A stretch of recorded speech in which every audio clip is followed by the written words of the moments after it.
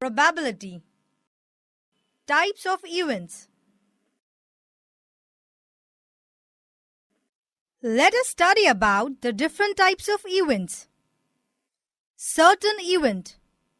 An event which contains all the sample points is called a certain event. Thus, the certain entire event is a sample space. Impossible event. An event which does not contain any sample point is called an impossible event. Thus, an impossible event is a null set, represented by phi. For example, S has elements 1, 2, 3, 4 and 5. Be a sample set. Let A be the event of odd numbers greater than 5. In set S, there is no other odd number greater than 5. Therefore, A is empty set or a null set. Here, A is called impossible set. Let us study about complement of an event. Complement of an event. Let S be the sample space and A be an event of S. The set of all those sample points which are in S but not in A is called the complement of event A and is denoted by A dash or A bar. Example: let S be the sample set of all first 10 natural numbers.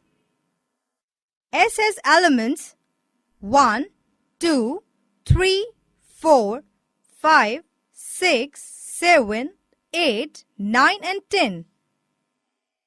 Let A be an event having even numbers up to 10. A has elements 2, 4, 6, 8 and 10. Then A complement can be written as A dash has elements 1, 3, 5, 7 and 9. Probability of all given event is always considered as 1.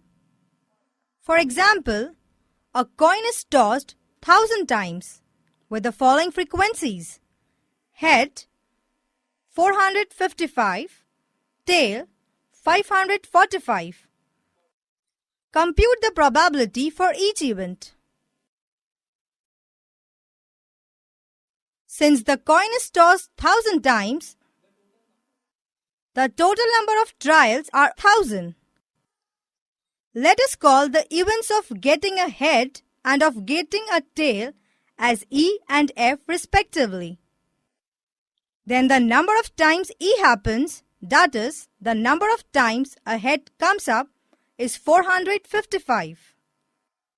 So, the probability of E is equal to number of heads divided by total number of trials. Therefore, P of E is equal to 455 upon 1000. P of E is equal to 0.455. Similarly, the probability of the event of getting a tail equals number of tails divided by number of trials.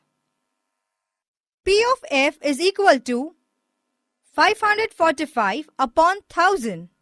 Therefore, P of F is equal to 0.545.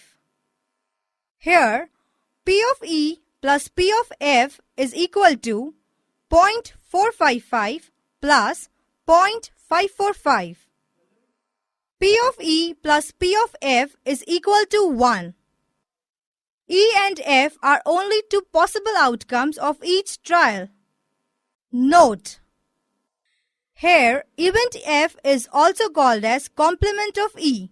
That means we can write P of E plus P of E bar is equal to 1.